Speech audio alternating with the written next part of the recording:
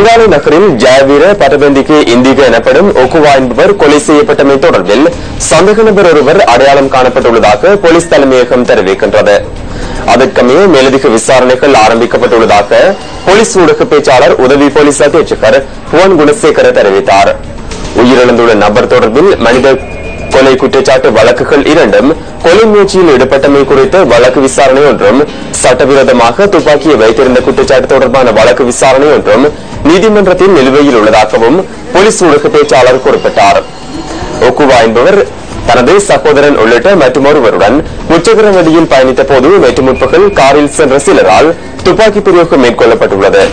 துப்பாக்கி பிரயோகத்தின் பின்னர் சந்தேக நபர் தலைமறைவாகியுள்ளதுடன் போலீஸ் ஊடக பேச்சாளர் குறிப்பிட்டார்.